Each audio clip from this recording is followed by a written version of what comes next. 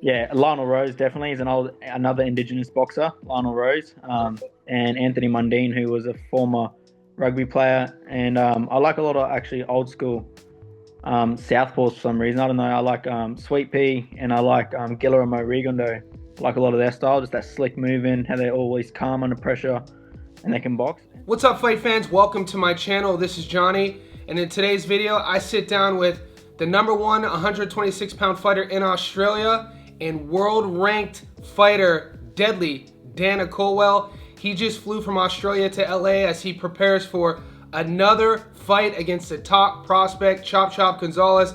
Chop Chop is the number one guy, number one prospect coming out of Team Garcia, famed Robert Garcia fight camp. We last saw Dana fight last year on the largest live stream boxing event of all time. That was the Netflix show with Jake Paul and Mike Tyson headlining. Dana fought another top fighter in the world, Bruce Shushu Carrington. So in this sit down, we're gonna talk a little bit about his experience, what that was like fighting at AT&T Stadium. We're also gonna talk about his experience coming from Beerwah, Australia, as well as some behind the scene insights that we as fans can only learn from a prize fighter. So without further ado, I present to you deadly Dana Coolwell. Is the relevance that these Instagram pages have, like this page has 1 million views, and he posts the stats of the Terrell Gausha versus Elijah Garcia fight.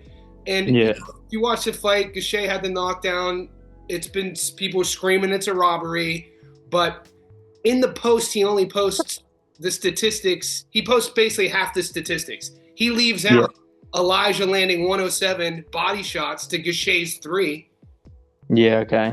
And so it just had me thinking just now. I was like, man, there's danger in that. There's nobody holding the boxing online space accountable for that for those narratives. Yeah, when they just go pushing it out there, and then it just gets viewed, and then everyone just runs with that. Then, yeah. Is that even something that you guys as fighters pay attention to? No, not necessarily a lot, but obviously a bit more now. Obviously, it's such a major platform for everything, so it's probably growing a bit more, and you have to. Yeah, but it's hard to say just no completely because you sort of want to just focus on what you can. But I guess it does. Yeah, take a little bit. Yeah. I wanted to actually start with the following you have in your hometown. Now, the people who are going to watch this who aren't from Australia, I think even I got guilty of it, thinking Australian boxing, you might think of 1 or 2 names, and that's due to the big promotional company. But when you were getting ready for your fight with Shushu, and I did a little piece on you in that fight, which was at AT&T Stadium on the undercard of Paul Tyson, your local news media reached out to me. And true, yeah. It just had me thinking, and then I did my due diligence, and I researched the articles they wrote about Dana Coolwell, and I wanted to ask about how much does that mean to you to know that, you might not, a fighter might not have the entire country or the entire world, but just to know that you have a region supporting you. What does that mean to you? Yeah, it means a lot, eh? Like, it's just been growing and growing as I've been growing for my career. So, and just seeing the community getting behind me, means a lot. Obviously, every little bit of support fucking helps me and just motivates me a little bit more. It's really good. And yeah. Have you been with Hinderland Boxing your whole career? Yeah, I've been with Steve, my head coach, since I had my first amateur fight when I was back. 26. So I've been with him for 12 years now. Maybe could you share with the people a little bit about the trust, that bond coming from a fighter, from being such a young age to basically him investing his time and energy into you, but also the vice versa of you into him. Maybe share that with us. Yeah, it's just been a great journey. We've just clicked sort of from the start. When I first walked in, I went in there just for a little bit of fitness because I was playing rugby league at the time, and I just wanted to get fitter for that. But then as I started sparring more and more, I just enjoyed boxing and sort of started falling in love with it.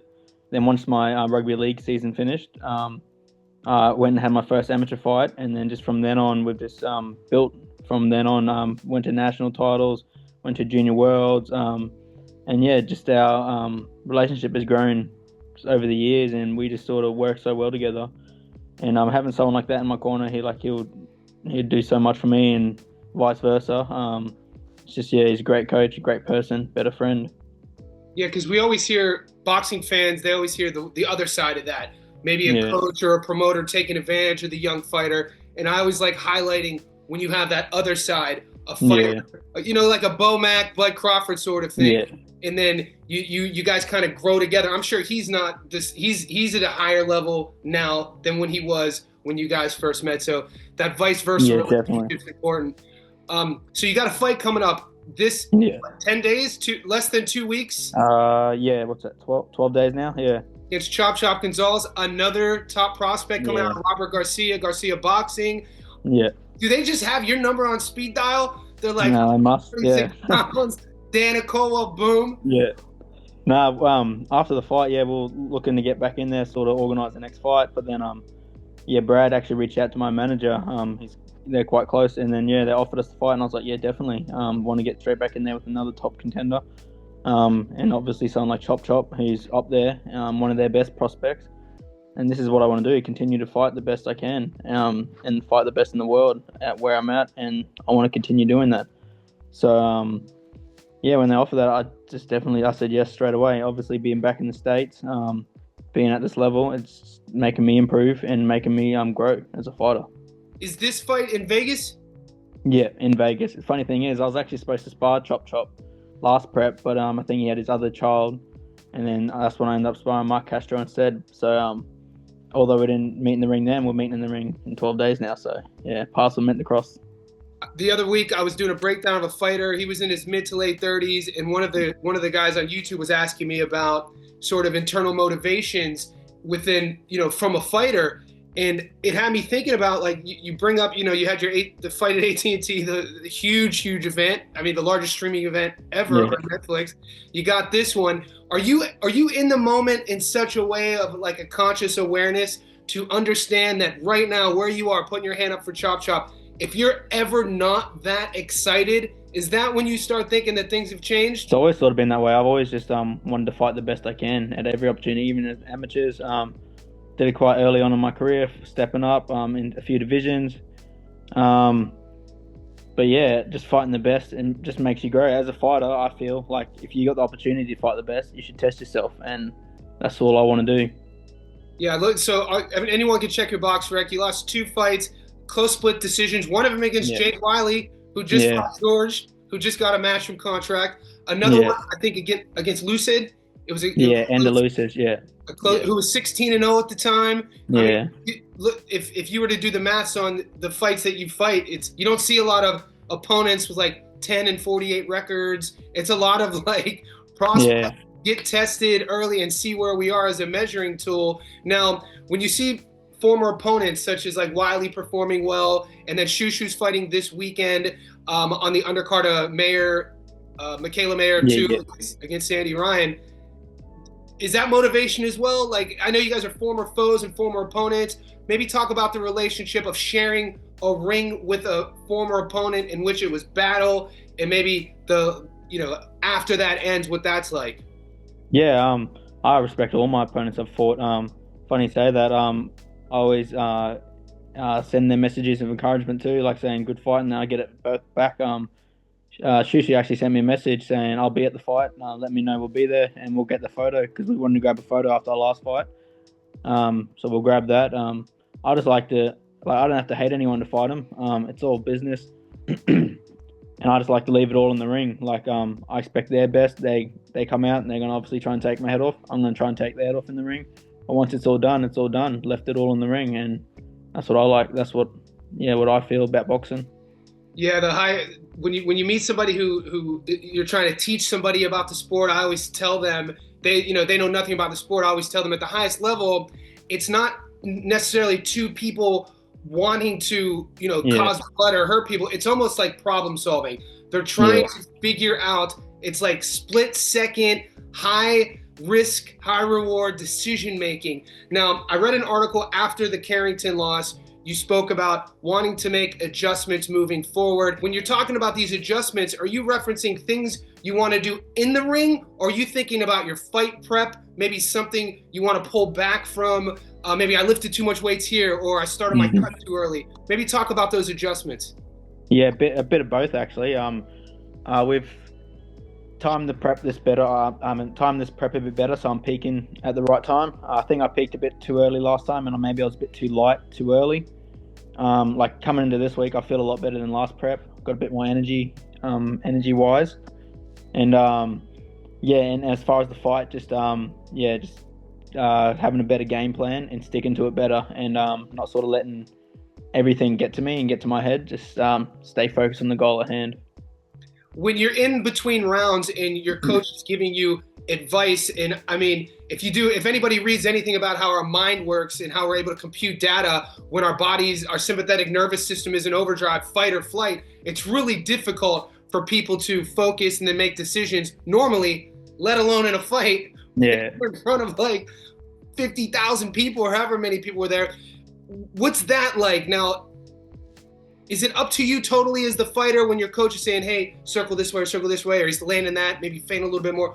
Or are you taking that exact on board, or are you thinking in your head something else? Maybe talk about the contrast or how you reconcile that going on in between rounds of specifically the Carrington fight. Yeah, well, that's why I take a lot out of that, because that was a big build-up, like the biggest I've ever been stage-wise. And I believe, handled most of that quite well. Obviously, the step up in competition, I'll take a lot away from that. But as far as the instructions, that's why it's so good working with Steve. I've been with him from the start. So sometimes if I see something, I'll just mention it, and then we'll just go back and forth, and we'll sort of come up with a small little game plan or a change that we can both work on. Obviously, he knows my style. He's built me from the ground up. And if I see anything in the fight as well, I'll mention it. And then, we can just sort of have a quick combo like that. That's why, that's how we work. We've always worked. I think you have, don't get me wrong, I don't want to turn to my phone, 9 knockouts? 8, okay. I think. Okay, yeah. So, I mean, you have the power, the power to end a fight, but you also have the fight IQ and the endurance and the style to win on the cards. What is a perfect outcome, though? I know I meet some people and they say, I don't get paid for time. I want to finish the fight as soon as possible. And then some fighters will say, I want to show everything throughout the 8 rounds or the 10 rounds or the 12 rounds, and I want to paint a masterpiece. For you personally, what's that perfect outing look like? I think just showcasing all my skills, so they can see I belong there. Whether it's my punching power and my movement and just overall IQ. For me personally, I just want them to see that I belong at the stage and that I'm a great boxer. Nice. And as a young boy, there's a bunch of Australian fighters of the past. Who were some of your people that you looked up to, cheering for, that you maybe, I like their jab, let me drill that, or I like the way they hold their overhand? Maybe share with us some of those people that you grew up watching. Yeah, Lionel Rose definitely is another Indigenous boxer, Lionel Rose, and Anthony Mundine, who was a former rugby player. And I like a lot of actually old school southpaws for some reason. I don't know. I like Sweet Pea, and I like Guillermo Rigondo. I like a lot of their style, just that slick moving, how they're always calm under pressure, and they can box and select their punches. I like that style. And also, I can't get away from Sugar Ray and also Thomas Hearns. They're probably some of my favorites of all time, yeah. Oh, the classic Kronk boxing, those fighters from the 80s, Duran. Yeah. Do you watch old fights? Yeah, fair. I haven't watched a full one in a while. Watch obviously highlights, especially Thomas Hearns. He's got that tall, and I'm quite tall for featherweight, so we want to drill those long punches, use my range to the full capability. Yeah, the Motor City Cobra. Everyone knows him as the Hitman, but that backhand of his, it was like he would just press a button, and just barely any fat on it. What is? I know you're going. It's kind of like that odd time period. You just flew in.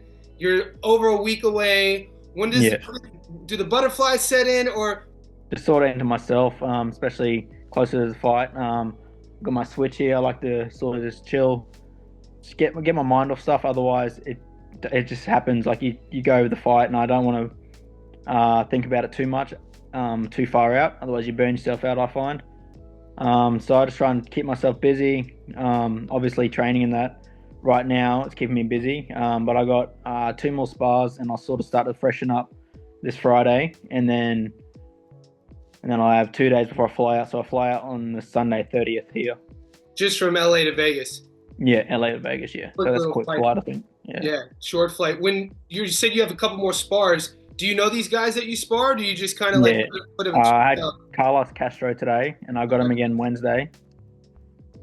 And then Friday, we'll see where we're at. We might go back to Matchroom. We've got this young pro who we've done work with last prep. He's good, similar style to Chop Chop. Comes forward, he's quite strong. And yeah, I think we'll finish on a fast, sharp 6 with him on the Friday. Have they announced the main card? Because I was googling it, I saw the write up about you versus Chop Chop. No, not that I've seen. I haven't seen a whole lot. I think because they got a fair few fights on like this weekend, and they got another week, and yeah, there's been a lot. Sure when they're doing it, but yeah. Okay. And then for your fans who are going to watch this, and then your people back in Australia, maybe leave them with sort of like what they could expect, and some words. You have a lot of young fans too. Maybe leave some words for encouragement for them as well. Just hope you tune in. Appreciate all your support. If you ever got an opportunity like myself to chase your dreams like this, take it with both hands and just run with it until you can't anymore. Because life goes fast, and you don't want to miss out on moments like this.